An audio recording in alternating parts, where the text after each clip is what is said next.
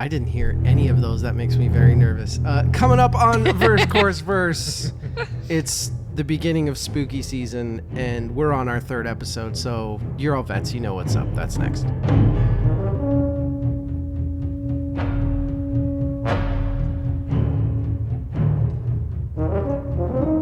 Welcome to Verse Course Verse. I am DL. Hope everybody's doing well. With me, Rachel, whatever last name. How's it going? Good. Good. I thought there was going to be more than that. No, I feel like... So I was waiting for the pin to drop. Yeah, no. You have so many rules about when you're supposed to use what last name for you. I don't know what It's a panic every time I almost say it. Depends on what document I'm signing. Okay. Also with us is Evil, who's had the same last name his whole life. Evil, true. how are you? I'm doing well. These are some of my favorite episodes to do. So Yes, these are good episodes. You're correct, Evil. I don't know what's going on with me. I've actually been very, very sick the last couple days, like fever and all that fun stuff. So maybe that's it. It's the great purge after the sickness. Anyway, we have a guest with us. With us for the 3rd time is Miss Rachel Reeves. Rachel, how are you doing? Oh my gosh, so happy to be back. It's spooky season. I like this tradition. Just keep it going. What's not to love? Thanks for having me back. First weekend in October every year, we're just going to steal you. So I'm fine with that. This is the best. This is when I thrive. I just inject that pumpkin spice into my veins, and I am like, this is it. This is where I was meant to be. Rachel Reeves, if you have not listened to the first 2 times we did this in season 1 and season 2, first of all, how dare you? But second of all, she is a podcaster, film journalist, blogger, everything you can about horror films, horror scores, music in general. She worked at the greatest vinyl store in the history of the world for, how long did you work at the Record Exchange? Like 13 years, yeah. Nice. Yeah. A minute. Dread Central, The Daily Grindhouse, Valingo. She co-hosts The Losers Club, which is the Stephen King podcast, which is incredibly good podcast. Also Halloweenies, which I wasn't aware of until now. Is that new?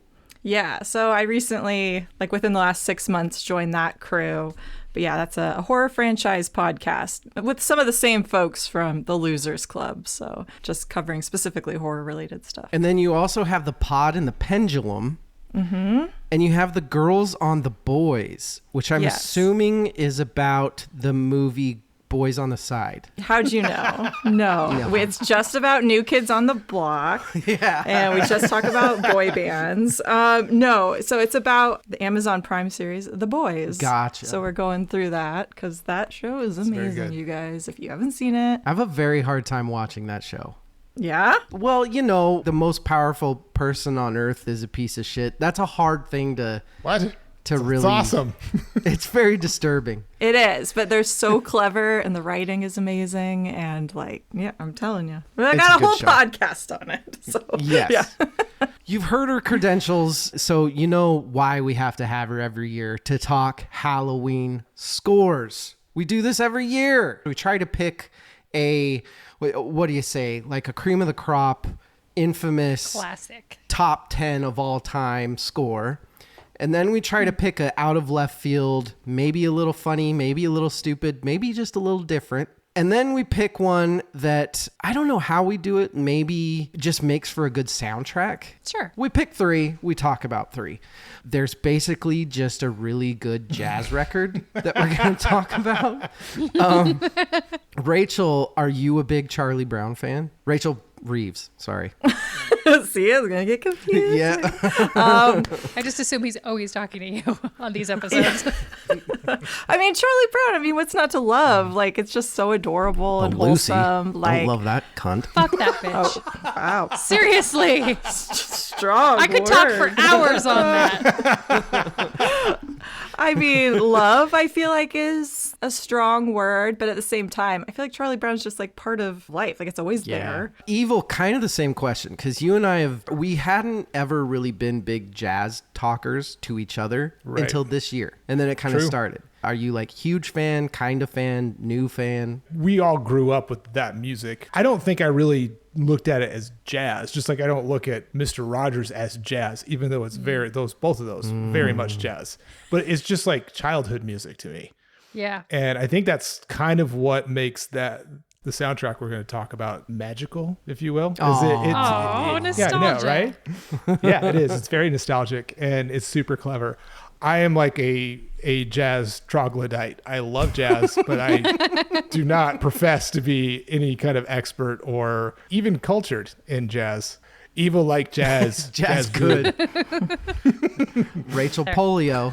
Okay, Rachel There it is. Polio. You have infamously been the person on the show that had never seen X movie every time we've had this episode. That is Were there true. one of these on this one? Had you never Yes. seen Jaws? I'd never Had you seen- never? I'd never seen Jaws. Holy shit! Really? Yeah. I don't know how I didn't absorb somehow through American culture the ending of Psycho. So I was actually surprised and excited. I love that. Jaws. Yeah, that was cool. Jaws, awesome. I think I knew the ending, so it wasn't as. But yes, no, I had never seen Jaws before. And that is embarrassing. But now I have, so we can talk about it. I'm excited. Well, Yeah. I'm going to ask you more about that. First, we got to get into the most important part of the night. What are we drinking? I'm going to start with Rachel Reeves because over the last couple of years, she has not been a drinker. And it kind of, I saw what she was drinking and I want to make sure I know what it is. Oh, what are you drinking tonight? Well, keeping the streak alive and Sparkling just water. going to town on some cranberry lime seltzer. Oh, I thought it was V8. Oh God, gross! I'm not like 85. She's not a You don't like monster. V8? No, I hate tomatoes. No, why would I want to drink them? Like a lifelong vegetarian, and you I know. I hate tomatoes. It makes no sense. Wow. Sparkling Options. water it is. Rachel Polio, Yeah. you didn't have much time here. What'd you go with? I didn't, but I had stuff in the fridge. Yeah, you did. I actually purchased for Malibu myself. cocktail. It's a Malibu cocktail. It's a pina colada. These are good. I had one when I was recording one of the YouTubers. Yeah, you did. You got I expected them to be sparkly. I heard and they're that not it took you about sparkly. 5 minutes to start slurring when I was editing that.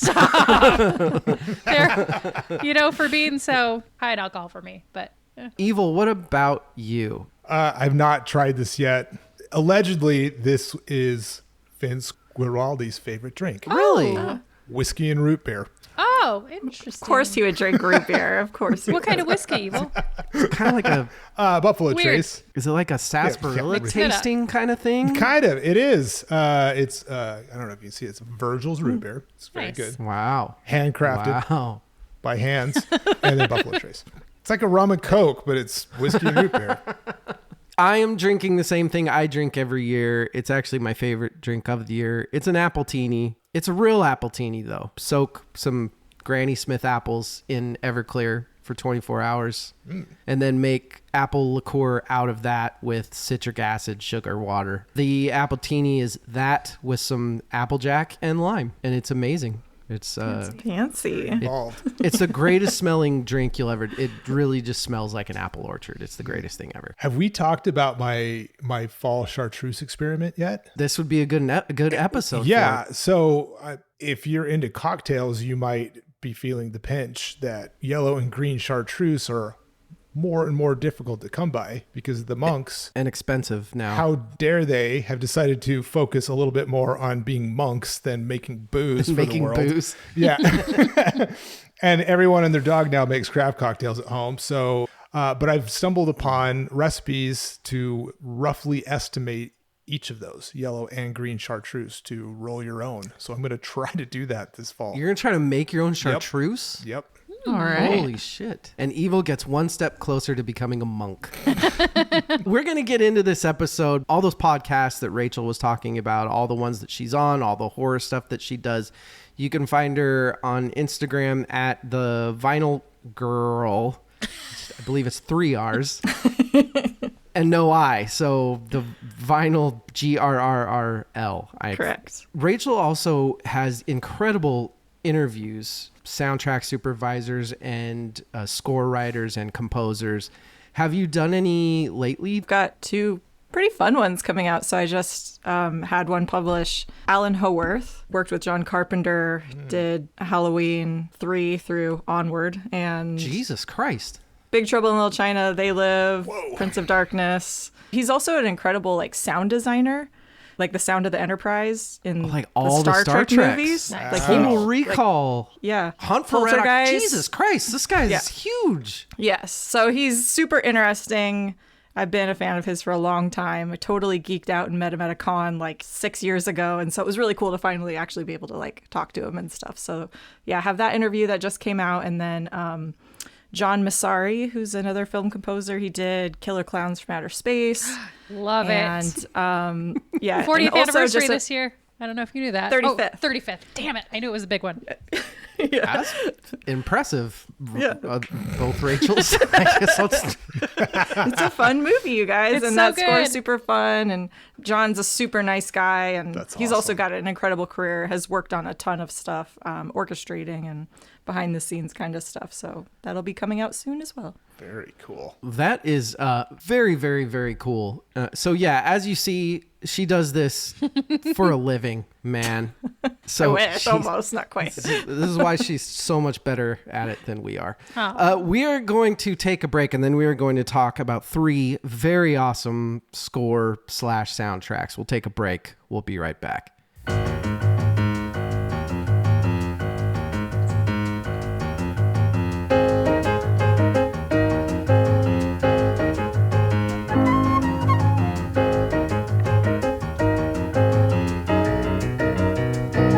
We are back then. Evil, you want to kick us off? Absolutely. It's The Great Pumpkin, Charlie Brown. It was a television special, came out in 1966. It was the 3rd Charlie Brown special. The first one being I think it Christmas, was right? Christmas, yeah, and then Charlie Brown All Stars was the next one. All 3 of which were scored by jazz pianist Vince Guaraldi, who, like I said before, I'm a bit of a troglodyte, but that music is kind of in my veins because I grew up with it. This special aired every single year up until 2020, at which point it became part of Apple TV's paywall, I guess you will say. That's how I watched it this year, Apple TV. I didn't realize it was as short as it is. It's only like 25 minutes long, the special. Yeah, it's short. It's super short. It's just like a cartoon episode length. Does PBS hold no rights to this anymore? Like, not even, they can't even show it for like one night I a don't year? think so. What the God, the No world idea. is going to hell. I'm telling you what. I did not know. I've heard this music. I've heard the Christmas special music. I had no clue that the main theme is Linus and Lucy, not Charlie Brown's theme. That I did not know. Oh, So I learned something new. I also learned that this version, which Vince, he did many versions of the Linus and Lucy theme. This is widely regarded as one of, if not the best version. And part of it's the flute, which I think is super cool as well. you said widely regarded as one of the best because of the flute. Yeah. Is that you just read that studying? Yeah. Apparently is a good counter to the arrangement, and it hadn't been included up until this point. Whimsical, if you will. I think I have more to say on that, Yeah. but not yet. Rachel Reeves, are you a jazz person? I mean, I appreciate jazz. That's a no. I played jazz in high school and studied it in college, but if I'm just gonna like throw something on, I hate to say it, it's probably not gonna be jazz. I think jazz is great live. Like I always, yeah. like I enjoy seeing it. Just improv? Are you kidding me? Like that is terrifying. Like it kind of blows my mind, like how they do it. But yeah, it's not gonna be in my top Spotify play stuff at the end of the year. Hey, Polio, what about Hey. you? This seems kind of, you're a big time, 'tis the season, you have to have your traditions type of person. Yes. It's not Great Pumpkin. That's the annual have to watch, to be honest. But I do own this on digital video disc, which means I loved it at one point enough to purchase it for forever. But this definitely has, Rach was saying, you know, there's a place for jazz. And for me, that place is during the holidays. And so this kind of kicks off like Christmas and jazz are great. And this kind of kicks off the holiday season. So I think that this soundtrack works really well for that. I'm not going to put jazz on for fun, but I definitely love this album and love Christmas jazz and all those things. That's a good point that I like. Seasonal music, jazz is usually way up there. Yeah. With Halloween kicking off, the seasons. Maybe that's something that I hadn't thought about that I like so much about this album, because this kind of is the first album that you hear that puts you in that, Yeah. oh shit, it's fall. It's time to start getting stressed out about family stuff. I have a take on this. Oh. Yeah. Uh-oh. Go on. Halloween is its own thing. And then there's like empty period between Halloween and Thanksgiving where it's not really acceptable to start listening to Christmas music, which I think is bullshit because you could listen to that year round, in my opinion.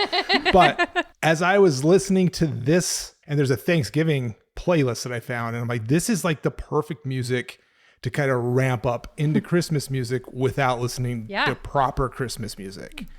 So That's a really good point. I feel like I'm going to be spinning this from here on until I croak between Halloween and Thanksgiving. I'm a huge fan of Giraldi. I love this sort of music. This sort of smooth jazz is right up my alley. I love the snare brush, the double bass, the comp piano. The thing that gets me about the soundtrack is the woodwinds, the flutes and stuff like that. It's so fucking good. And I like that you said that, Evil, because I love the Christmas Charlie Brown record. I think that's incredible. It's probably one of my favorite jazz albums, period. But I was listening to I don't usually listen to this one that much, and studying for this, I was realizing that I kind of really, really love it. And I think I do. I think it's because of the woodwinds. So good job. What's his name? Giraldi? No, not that one. The dude that does the woodwinds. The flautist? Yeah, Ronnie Lang. That guy. You know, he also played saxophone on the Taxi Driver score. What? Saxophone? How cool is that? I like these, instrumentation and these solo moments from the woodwinds because to me, it helps sell like the kid dynamic a little bit more. There's all these different characters and they have, these different instruments. It's not quite as stripped down as some of the others. So it feels like it's a little bit more involved. It's still simple and it still has that kind of childlike innocence. But I think it's actually capturing a little bit more of the entire cast of characters instead of like the core Charlie Brown, Snoopy kind of thing. When Snoopy is doing the leaf thing and the flute's playing, and it's kind of like a Peter and the Wolf kind of piccolo going. Yeah. You have that sort of different thing for every. This is even from the beginning, the Linus and Lucy, where it's Lucy making Linus grab the biggest pumpkin. That's, Lucy is a bitch, part one. But even that is just the Linus and Lucy score. A lot of this movie is just the score. Yeah. The Snoopy Baron stuff where he's sneaking around in the dark. Yeah. It's so fucking cool. And the music is so important in this film or short, or I don't know. What do you even call this? It's a special. Special. I like it. Rachel said it still sounds very childlike. And I remember rewatching this. I've seen this like 100 times before. Maybe not 100. That's maybe an exaggeration. I've seen this a bunch of times before where it has a very impressive jazz feel to it. It still emulates being a child. I also love just like the slightly spookier like jazz songs, like the graveyard theme. So we get a little bit like, it's so playful, but you just get like just a little tiny hint of like spookiness in there, and that's so cute and so fun to me. I have a 3-year-old niece now, and so everything I'm like, it has to be spooky, not scary. And I think this is like, it's like it has to like keep that fun attitude, and I think that's what this does. Like it's never like, horror music. It's still very pleasant, very palatable, mass market. Nobody's gonna get offended by anything here. I think it gives a great introduction to what spooky is going to sound like for kids, where they can hear that and go, oh my gosh, something's going to happen. I know something's going to happen, but it's not scary. Yeah. Well, there's these threads of like melancholy through the music, not just in this score, but just the Peanuts music overall. And, the kids kind of shuffle around a little bit, and it just takes me back to watching this as a kid and feeling those very same feelings at the same time. Yeah, it's brilliant. It's really brilliant in its simplicity. Did any of you find the story about how this was missing for like 54 years? I don't know the full story. I know it was just recently re-released though. I knew that it hadn't been released in a long time, but I wasn't sure and I don't even know, maybe they just haven't even said why. I don't know. The Schultz estate and stuff is really picky on who gets what and how you can license it. Like they're pretty strict on that. So I kind of was just figured, same thing, why it's only on Apple, right? Like, why is this not everywhere? Right. Yeah, I didn't know it was lost. From what I tried to put together from reading, Lee Mendelsohn, who is the executive producer of all these Peanut specials, I don't even think it was under lock and key. He just kept all the original tapes and all the original edits and stuff like that in his place. I don't want to say guarded them, but there was so much of it to sift through. He passed away and his family, COVID happened, and his family was like, you know what? We can't do shit anyway. Let's just sift through all this and see what we find. And they found all the original tapes of the Great Pumpkin stuff. And now we have 30-track record of all of it. Right. It's amazing. Pretty cool. Yeah. It's super cool. I don't have that much left on this, except for I really want to talk about how big of a bitch Lucy is.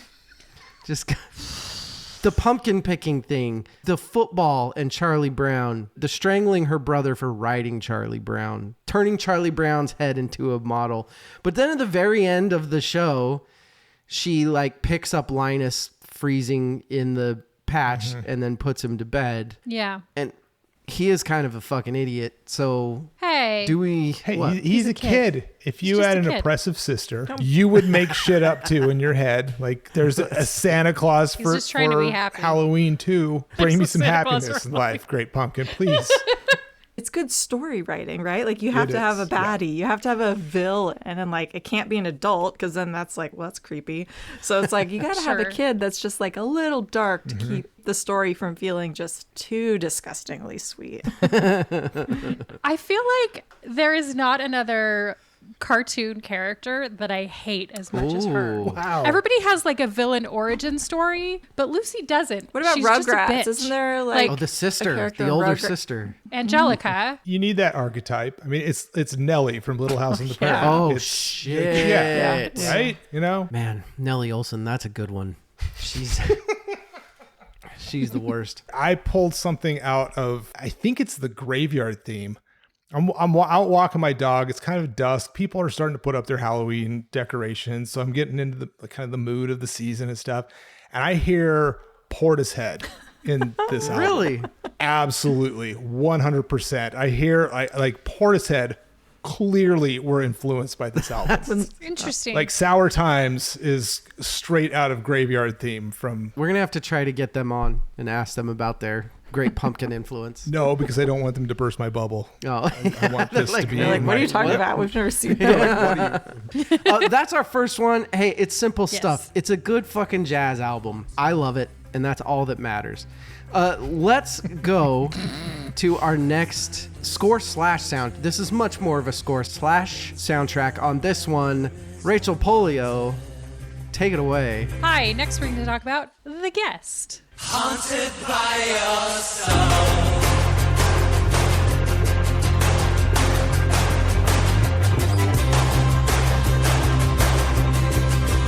Haunted by your hair. A joint by Adam Wingard. Say joint. Directed by Adam Wingard, written by Simon Barrett. Steve Moore did the film score. He also did Gutterballs, Star Vehicle, a bunch of films that nobody has heard of, minus Rachel, maybe. I've seen all these. Yeah. She's Okay, like, I yes, figured. Once I saw the poster for Gutterballs, I was like, that seems like something Rachel would like. There's a very 80s synthwave vibe going on with the music here. And the point was to emulate the 80s and not copy paste the 80s. So there was a bunch of music by musicians I've never heard of before that I'm going to butcher. Clan of Zymox? I think you're right. Yeah. Is that good? Nailed it. I got a yeah. thumbs up from Rachel. That means it's and survive. I mean, heard- come on. I was going to say, wait, you've heard that. Yeah. You've seen Stranger Things. Who else? That's pretty much what I. Okay, we'll get there. we'll get there. It's like one of my favorite bands is on this soundtrack. Is it the Deutschland American? No, but that's a cool fucking song. I like that. Rachel Reeves, our resident horror film head. Is this a horror film? And are you a The Guest fan? Oh my God, love The Guest. Yeah? Yay. Yeah, this is a movie, I saw around kind of when it came out. And yeah, it's just, and for me, it hits a sweet spot that I really love. Number one, banging soundtrack, banging score. Yeah. I mean, Dan Stevens, hello. And then also just, it's that like action combo of action and thriller and horror. Like that's always going to be, Yeah. I'm going to be in for that. I'm mirroring the room and it also. That's what I was going to say. Did you do that on purpose? Love That's it. what it is. No, but I. Oh, And it's just, yeah, there's so much about this that I like. And of course, it takes place October-ish and there's Right. a Halloween dance. But yeah, if you take all of that out, if you take the seasonal stuff out of that, I'm not actually sure if it is a horror movie. I feel like it's more action thriller. But I think once it's like, oh, there's pumpkins Right. everywhere, there's a Halloween dance and a haunted house, like that's where it kind of, it's like, oh, well, it's a horror film. Genre is a spectrum. Like it's, it's checking lots of different boxes and, Action thriller. okay. This is one of my many questions about this fucking film. Sure. The ending with the high school haunted house, Right. mirrors room. What the fuck? I didn't understand what was happening there. How did the high school turn into a haunted house of mirrors? They were creating it for the Halloween dance. Yeah. She says that. She's like, they do this every year. Yeah. You have to enter in through the haunted house before you get They to the create dance. a to the massive dance. hall of mirrors in Yes, their high apparently. school. That's not fucking insane to any of. I'm just. This I mean, Suspension of disbelief, David. I loved it. I don't care. I'm jealous. We had talked in one of our previous episodes about how the Man with No Name feel yeah. nowadays is kind of maybe not a great thing. Sure. Your Clint Eastwoods Right. and your Is this maybe why I was rooting for the villain in this film through the whole fucking thing? Rachel Reeves is a big Charles Bronson fan. Damn. So Just made my day, So- other Rachel. this kind of had that feel a little bit, right? 100%. Oh, yeah. I'm rooting for the bad guy the whole time. He Right. also feels like a dark Rambo, right? Or like Yes. Terminator influence, or I mean, there's so many things, and I think all of that is very intentional. Deeply traumatized medically and mentally. Right. And Oh, he killed the mom. He had to. He was programmed.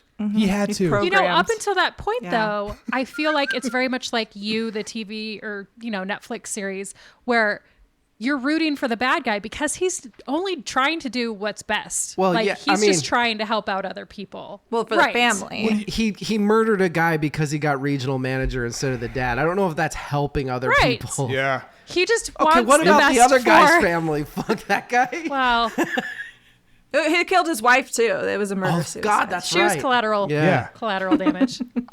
She might have been a Lucy. maybe. He Yeah, might be. yeah. Come on. What I love Hell about broke loose. Come on. I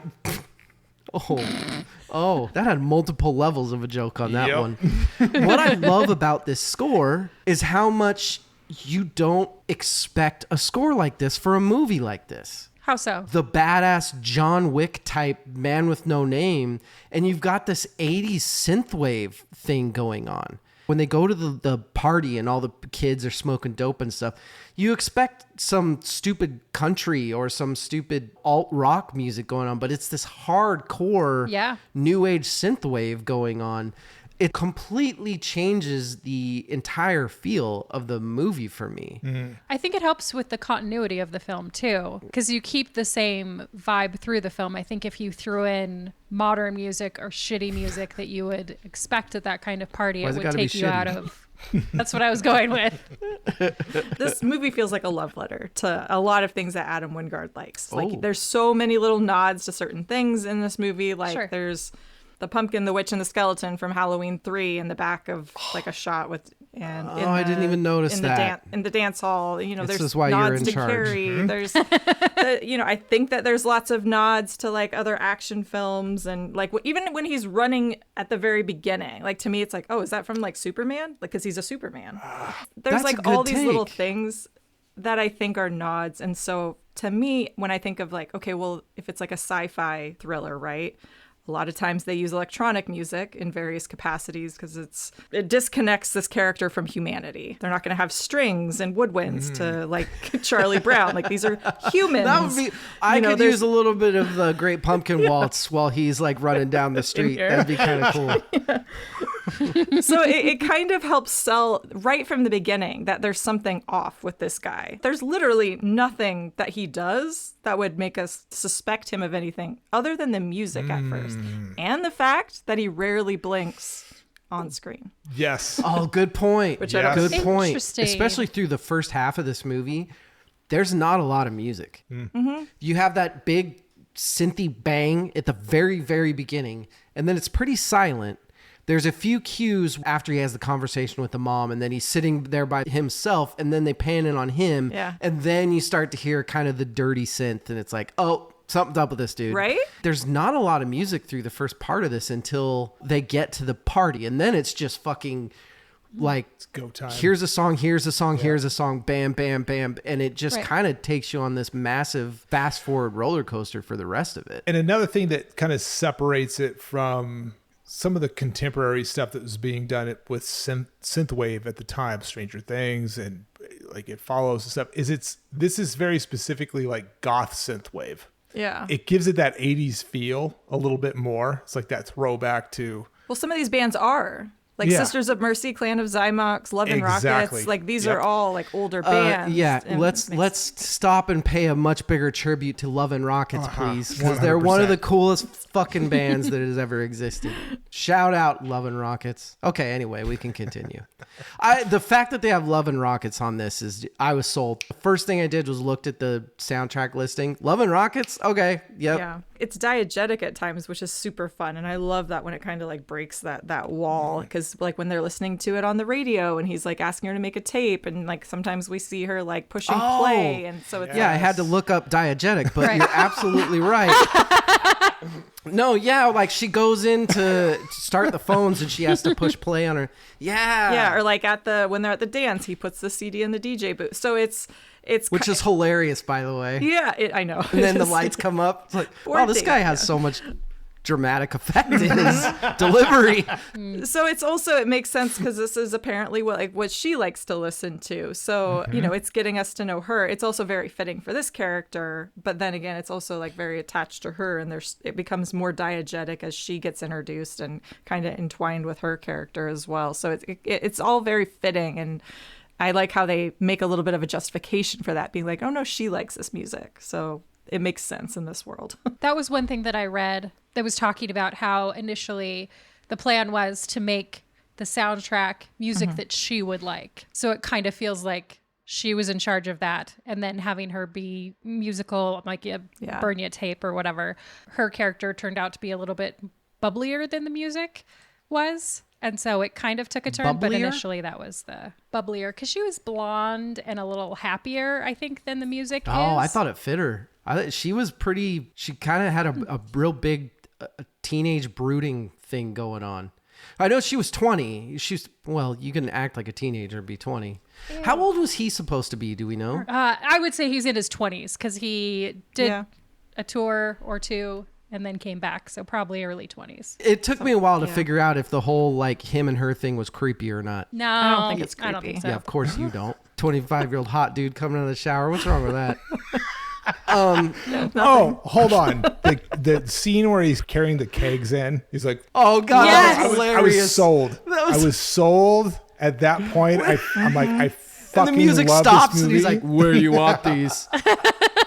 It's amazing. I was into the beginning. I think they sell it really, really well. The kind of mystery of who is this guy and stuff. The party scene with like the 4 different songs that they choose. First part where they're smoking the pot and it's kind of this intimate, she's realizing that maybe he's kind of a cool dude. And then there's he bashes the fucking ex-boyfriend's head in and the girl is just putty in his hands. There's that scene. And then it just keeps evolving with each different song. I don't think this movie would have been very good if it wasn't for the organization of Adam Wingard. Mm-hmm. He did the composition, right? Or no? No, Steve. Steve Moore Moore. and Adam Wingard putting this Right. together. Yeah, and Steve Moore, I mean, he plays with like a synth band called Zombie and has done a lot of very similar stuff and has also produced and been on a ton of other people's albums. So I'm sure like he knew a lot of these other like modern artists and were like, hey, yeah, let's get you on this thing. And just, I think this was easy for him to kind of put this together because this is very much in the same vein of the music that he does pretty normally. So I can see him having a lot of say over this, I guess. The first season we did this, we talked about It Follows. Pretty similar, not similar score, but it was very, very dark, much more of a soundscape sort of synth. Yeah, but Disaster Piece, like he got his start like doing video games and, you know, like he was very much in that sphere. And so like going into film scores and doing something that like dark and heavily electronic, I think was not like a big step or a big leap for him to take. So it makes sense. Yeah, Stranger Things came out 2016. So this was like, you would know this, Rachel Reeves. All of this soundtrack work and all the success with figuring out the synth stuff, it all came from Drive, which was like 4 years earlier. Yeah. Was it just like hundreds of movies doing the synthwave thing post 2001? Oh, totally. There's like two branches. You get like synthwave and you get like Electric Youth and College and kind of like this like more like dreamy like. And then on the other hand of it, you get like this dark wave, the goth electro stuff, which I'm a bigger fan of. You know, I you love get, like, that stuff. Yeah, Perturbator and Carpenter Brute, and like so you get Brute. kind of this like. Do you really? Yeah. Oh Wow. God, they're yeah. What? Like I just learn something new every day. You I kind have nuance. I don't know. it's like all the kids who really were into, you know, Depeche Mode and Joy Division and Sisters of Mercy and like going like, so this is more like tapping into that. And I think that stuff got way more popular after Drive. And like Kavinsky, I think, is a big bridges the gap. Oh, yeah. Because some of his stuff can fit into the Electric Youth vibe, but then some of it goes kind of, you know, outrun video game kind of vibe, right? And so this is, I think, Kavinsky. Video game. My chance to jump in with a genius take. Okay, let's hear it. Joel David Moore, the dude who gets him the gun. Yeah. He was JP in Grandma's Boy, which is one of my fucking favorite movies. If you've ever watched Grandma's Boy, I'm tipsy. Holy shit. It happens. That's what happens when you drink rum and coke. It's like the connection with like electronic music from even earlier, because Grandma's Boy was what, like 2006 maybe? Yeah. It took me a long time in this movie to figure out if the score even worked. About halfway through it hit me, and I think this is a spectacular soundtrack score, hilarious movie. I love it. Can you- I love it. It's so stupid, it's so cheesy, and I fucking love it. Which of you two listened to, all Rachels are equal, fine, whatever. Who listened Hate to you. the Guest 2 soundtrack? Oh, I own that. Well, she just said she I owns own it, it. so Because I really like the there Guest is 2 a guest soundtrack. too. Yeah, for a hypothetical fictional Guest 2 movie that has been talked about a lot but never come out, and I don't think ever will. And so The movie never came out, but they have Yes. a soundtrack? yeah, That's they- the most ridiculous thing I've ever heard. April Fools or something, or like there was like a reason, and they dropped it, and everybody thought it was like the movie announcement was fake, but the soundtrack was real, and you could like go buy the soundtrack. And I love that. I thought it was hilarious in the movie when he ordered the fireball. To Tabasco. Oh, so Which, yeah. I by knew the it. way, to be back in 2014 when fireball only meant, you know, cinnamon schnapps and Tabasco. Because I'd much prefer that. We should do that at the finale. We can get away from other fireball that is evil not hates. good. But I loved that he ordered it like it was this badass drink. It's like it's fucking. But you know that's going. It was the You payoff. know it's going in Yeah. someone's face. he knew what he was Yes. gonna do, and so he got it specifically so that he could do that. That's true. Point number 5 or whatever. Free Cosmopolitan. Thank you, sir. Why would you beat him up? They're high You just gave- schoolers. They're You just gave all my girls a shot, insecure and I got in a their Cosmo. masculinity. Thank you so much. I love Lance Reddick. R.I.P. Lance Reddick.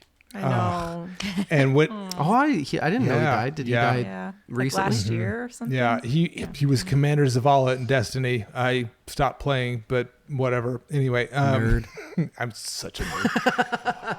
I was already sold at that point, but when I'm like, oh, that's Lance Reddick, I was like fully invested. So you really, really, really loved this movie. I loved it. It's so cheesy and so stupid. It's right up my alley. So there was an alternate ending that apparently did not play well, that had more exposition. Because part of me loved how much they gave us, because it gave you a little to think about, I think. But part of me wanted more explanation of what kind of military experiments were running on this guy, and was the brother involved in those experiments? And then they just told the family that he was killed in Afghanistan. And how many other people are there? I like less. I like the I know. ambiguity.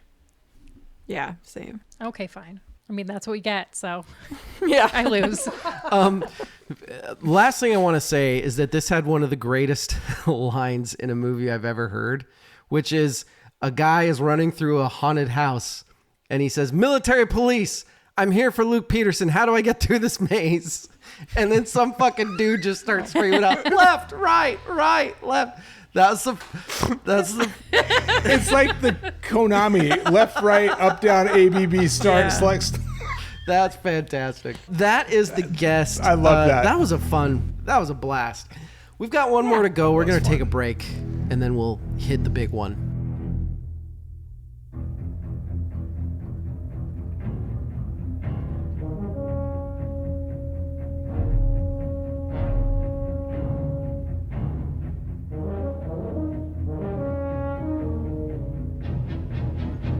We are back. Soldiering. Time to talk about the big one. Season 3, we've talked Psycho, we've talked Halloween, and now we're going to talk 1975 Jaws, directed by Steven Spielberg. Spielberg. Yeah. Composed by John Williams. The fuck? This movie's budget was $9 million and it made $476.5 million in the box office.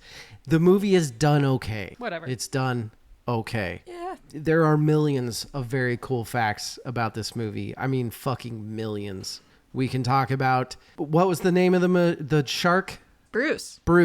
And the clusterfuck that was him. And how it broke all of everything all day, all the time. The shark's name was Bruce. The shark's name in Finding Nemo was Bruce. Was it the same shark? Well, I don't know. It gets blown up. I mean, Bruce was a machine. It's a prequel to this. Evil, come back. John Williams shows Steven Spielberg on a piano, "Hey, here's your score." And Spielberg laughs. And John Williams is like, no, seriously. Listen to this.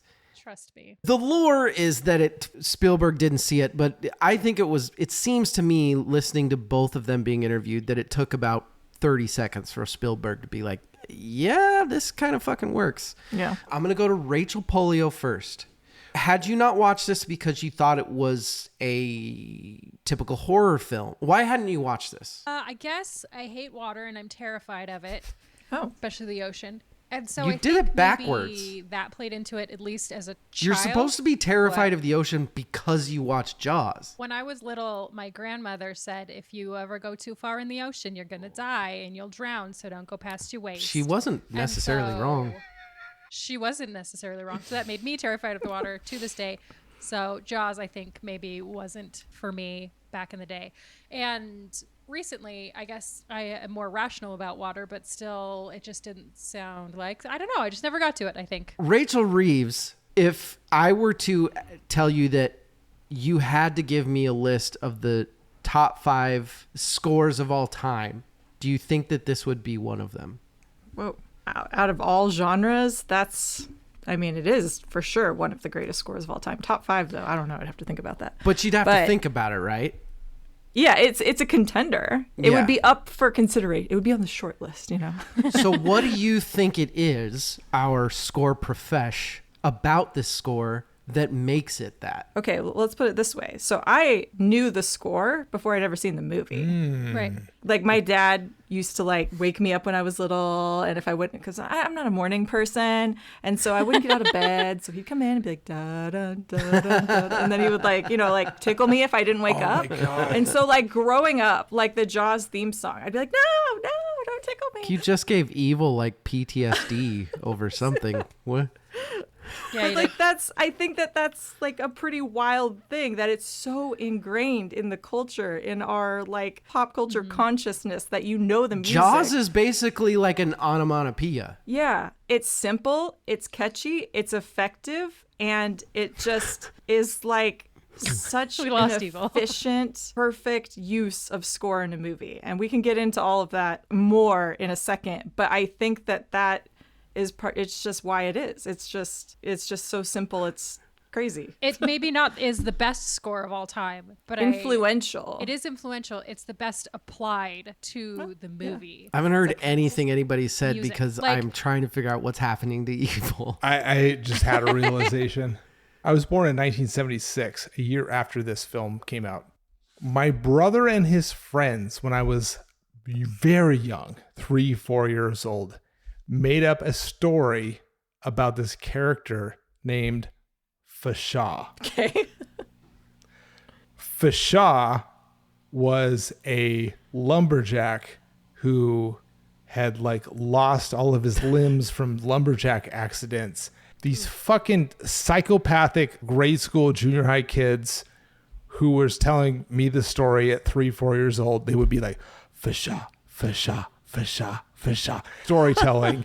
But this thing running after you with fingernails that are going to chop you up. And I just realized that dun dun dun is fucking Fashaw, Fashaw. Oh my God. Onomatopoeia, I'm telling you.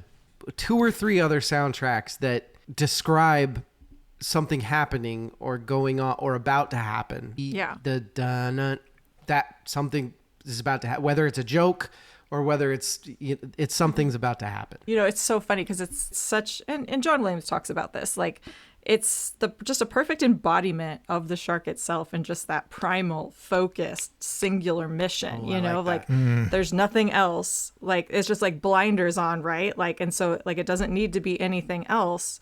And by just like manipulating the tempo and that kind of stuff, it's going to instill that tension in you watching it, but it's kind of saved this movie because of all the issues that they were having with the shark.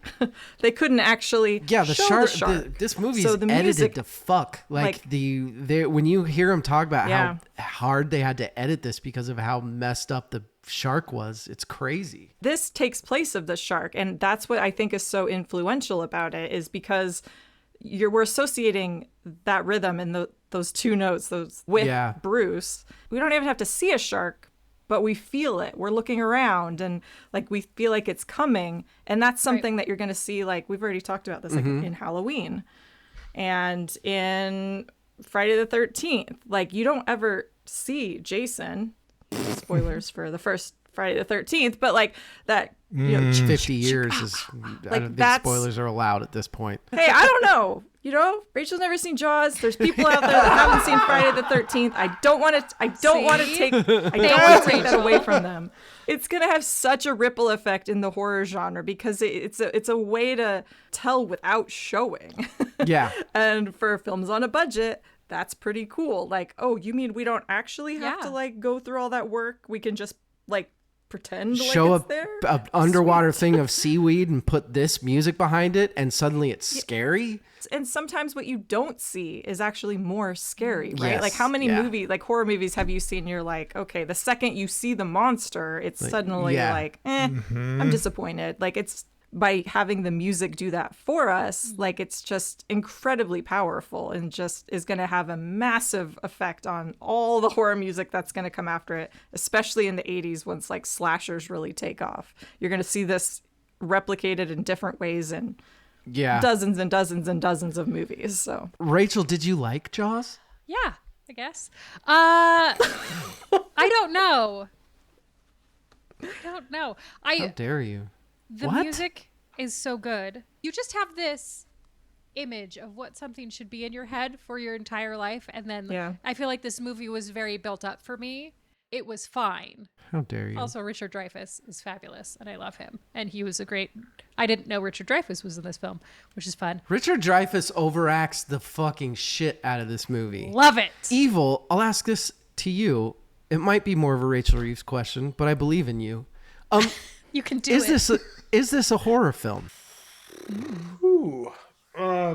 I don't think so. I think the subsequent films are horror films. I think this is the original blockbuster movie. Like a summer movie? Rachel is so mad right now. Leave meeting. Click. Yeah, no, she's hating me right now. I think this is more of like an adventure movie. It's like a pirate movie. Okay, and part of what makes that is the score. Yeah. The score is not a horror movie score. The theme that we're talking about, the 2-note theme, is a horror movie moment. But as a movie, it is not a horror movie. It's a action thriller movie. Rachel Reeves, why are you so offended? No, you're not wrong. Please tell me Nobody's how I'm wrong. These things, like I said, are all subjective. It's just I can be wrong. You can. God, yeah, it's like doing a podcast with Sven. My God.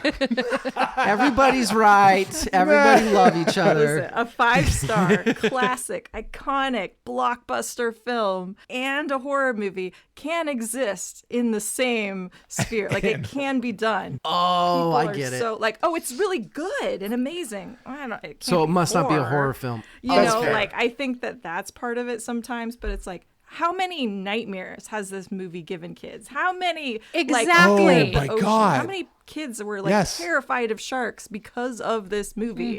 And a lot of the issues that they're talking about, even if you're looking at like the characters, like, you know, elevated horror, that's like kind of like what they were doing here. And like the trauma that they were going through, you know, like they're wanting to keep the beach open. They can't Yeah. afford not to. Like these are all like really big discussions and conversations that are being had. Yeah, And, the like, amount of people that- in the generation before us that have told me like they wouldn't even swim in fucking swimming pools for 10 years after seeing exactly. this movie. Like, like When I was a little kid, I had seen Jaws 3. I hadn't even seen this movie. My aunt and uncle had an above ground swimming pool, and I was afraid to go into it because I thought there might be some channel that from in That makes sense. Idaho that a channel from the ocean Right. might have been dug. oh yeah, coked out in a school. Yeah. I hadn't even seen this one yet. Anyway. John Williams is a fucking genius. There are other parts to this score that are very not. The choices that they made together were so odd. I don't want to say odd, just things that I would have never thought of. When they have everybody coming over the island, and instead of making it some big, threatening, negative, darkening thing, it's this like Baroquean kind of happy tune. The other time that really stood out to me is when they're chasing the shark and they're shooting the barrels. It's not some big suspenseful. It's like a Peter Pan fucking Yeah, like it's adventure. an adventure. Yeah. Yeah. Yeah. There's like only one jump scare for No, me. there's like 3. I know because I watched with my daughter and she was like, "This isn't scary," and she got the shit See? fucking scared out of her like Scary. 3 Horror times. movie. The only jump scare for me There's 3. is when Dreyfus is underwater, the dead face comes into the hole in the hull of the boat. That's the only jump scare for You me. don't think when Brady's chumming the water and Jaws pops That's a out? reveal. That's Or not a at, jump or scare. at the end Girl, when you the shark crazy. shows Girl. that there's no music because they're misdirecting you because they've trained you the whole Yeah. movie to expect it when you hear the music, Right. and then when it shows up without the music, it catches you off guard. Or when they trick you and the little fucking kids have the thing on and they're playing the See? music and Yeah. they're like, "That's Yeah. fucking That was- Jaws." That's Yeah. not. That one's not a jump No, that scare. one's- but it's fun when you No, find that's out not what a it- jump yeah. scare. That's just brilliant. Yeah. That is one thing I wish this score, like, of course the theme is iconic. The theme is what everybody thinks about when they think of this score, but there Yes. are some like super beautiful, like amazing other Very. parts of this score, which I think Yes. it's like that's also Yeah. what makes it so good. It's not just one good theme. Right. There's so much of it that's so pretty. Like even the beginning and just the way that they're using like the harps, and it's very tranquil and Yeah. like capturing the feeling of the harp is water. great. It's so pretty, and like that also is like a very, I feel like a classic kind of like Bernard Herrmann or classic kind of film, like underwater 20,000 Leagues Under the Sea kind of Yeah. vibe. And Yeah. And the track Night Search is always one of my favorites because it's just really beautiful but like mysterious. You still have like that element of unease, but it's also just the ocean itself. It's not necessarily like the shark, it's just their situation, and it's just very contemplative, and I really like that a lot. But I think it's important, like you mentioned them coming over and how it's just feels very like kind of joyful and like Americana and like this is a fun place. But I think that's part of what makes the horror elements work, because it is such a picturesque vacation, families, but then a kid gets eaten by a shark. Like that's dark. And so it's kind of like the juxtaposition of these things where it's like, this isn't supposed to happen here. The tension of those two things, I think, is intentional and part of what makes the film work so well. The whole child dying thing. Like the very first person to die is a girl, and she's slutty and she dies. And of course you expect that in every horror film. Anyone that's going to have sex or has had sex, they die. Dare all of you. Sarcasm, joking. But then to have a child die makes it That's into rough. a horror film because it makes you terrified. No one's off limits. The dog is more than the kid. The dog was Once you rough kill for the me. dog, and that's also when everything's off limits. True. Yeah. and then the You shark. guys are sick. The shark is in the pond in the off limit Yeah, space. shark- that Right. shark's was not gonna like go in there. crossing the threshold. Yeah. Oh, but it does. Then fucking kill someone and just fucking leaves. Yeah. Like, haha, I can come in here and kill people. Haha. And then I can leave. And then instead of having this, another time when I was watching, I was like, this is fucking brilliant, because John Williams, instead of doing this, the dun or the threatening thing, Brody looks out to the ocean. They show this scene where he pans out and he looks out to where the ocean is past the pond. The way that John Williams scores that, nothing is said. You just know that that's Brody thinking, water is my fear, but I'm going out there. I'm going out there into the ocean. There's so much of that in this movie. The music is telling you how to think. Yeah. God damn, it's really, really, really, really brilliant. And I didn't appreciate it until I studied for this, just how many parts are like that. The partnership between those two, because, John Williams had been winning awards before this. Well, this was his big break. Like he was like, he was 100%. doing fine. He'd already won an Oscar. It was for Fiddler on the Roof, but this was his second Oscar. But because the film was such a blockbuster, it just like obviously catapulted him to like a new level. So I think he's pretty openly been like, oh, this was my big break. And Spielberg had done films prior to this, but this was like the convergence of John Williams and Spielberg, and everything just sort of came together in this film. And then, of course, you have Star Wars for Williams after this. You have Close Encounter of the Third Kind with both of them, and everything just blew up after that. But this was, I didn't realize that this was maybe the first blockbuster movie that ever existed. Sure. I think it's credited as that in terms of like the effect it had. Also, he was 42 years old when he did this. Right. I think Damn. that's Right. like pretty cool. And he's still alive. You guys. Yeah. Good for him. Still kicking. Also, Spielberg was 29 when he directed See, this. that's frustrating. And it was his third film. Like out of film. See, I like him being 42 better. Gives me hope. Did any of you guys notice what I did, which I loved, in the best part of this movie, the monologue with the black eyes, the doll's eyes, that it's silent until he starts talking about the sharks, until he starts talking about how they form themselves into the groups, and then the sharks are coming, and here comes the music. That's my favorite part of the film. It has to be. Because it's at night. It's like dusk. Yeah. Dusk-ish, if you would say. I don't know. I've also always been obsessed with the USS Indianapolis. They've never made a good movie out of it, by the way. No. They made one with Nick Cage. It was fucking terrible. Yeah. I mean, God bless you, Nick Cage. I love you and everything, but man. So what do you give Jaws then? Like a C? Get it? Are you just mad because the shark cage fugue wasn't technically a fugue? Is that why you're mad? Who are you talking to? The one who doesn't like Jaws. Oh, I can't see who you're looking at. Rachel looked confused. Oh, yeah, I good looked point. confused.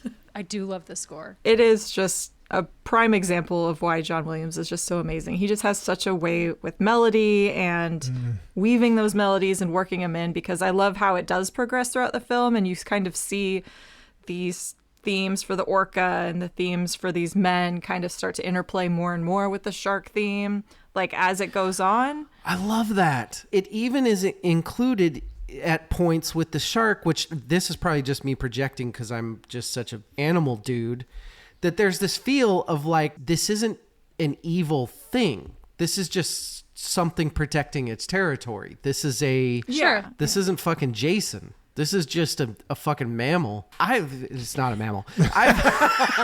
And so yeah, like I do like how it evolves. Like there's just such a finesse and an elegance to this, and that's something that is just really exciting to see from somebody who we know. I mean, we know now obviously like where that's going to go, but just kind of tracing it all back to here and be like, okay, so this is the first of like the 30 films or whatever, or 29 Right. that they've done together. Like this is the genesis of that, and it's still just as iconic and amazing as, you know, Indiana Jones and like all these things that we're going to get Yeah. that are just also equally incredible. It's just boggling to think that this man can just continue to pump out these things. I have a love-hate relationship with Star Wars, but yes. Oh. You don't have not with the original one. No. I'm 100% Star Wars OT, original trilogy, original testament. I'm a Star Wars Jew. I love all three of them. I mean, I don't think that's an unpopular opinion. Yeah. I feel like that's pretty. Hot take, Evil. I also understand John Williams' inspiration, Yeah. and if you don't know who Gustav doesn't? Holst is, Rachel fucking look has that her shit "How up. dare you" Yeah. face on. Rachel Reeves. I'm familiar, yes. Jaws, The Guest. It's the Great Pumpkin, Charlie Brown. We only have one thing left to do. You know what it is. We do it every year. Evil has more, so just kidding. What do you have? I don't think we did an actual horror film this episode. Lies. I feel like, I know she's going to lie. We like bobbed and weaved and dodged some bullets, and these are all kind of like on the periphery. So we have we have like an I action challenge movie. We have an us- adventure movie, quest movie, and then we Yeah, have thriller suspense. Animated holiday classic. animated holiday classic. Yes. So I think like next year we should really dial in on at least one horror movie. We're not doing there demons Demons again, too? Evil. There's Demons too. so Oh, there good. is. And it's amazing. Yeah. Murder, fuck, no. Murder, fuck, kill. That's heinous. Mary, fuck, kill. Rachel Polio, Mary, fuck, kill. Jaws, The Guest. It's the Great Pumpkin, Charlie Brown. Mary Charlie Brown, of course. Wah, wah, wah, wah, wah, wah. Okay. Fuck the Guest, kill Jaws. Whoa. That's the answer. That's the right Damn. answer. I think that's just the answer. Is it the right answer? Does anyone disagree, David? I mean, I very much disagree. Oh, sorry, Rachel disagrees. Okay.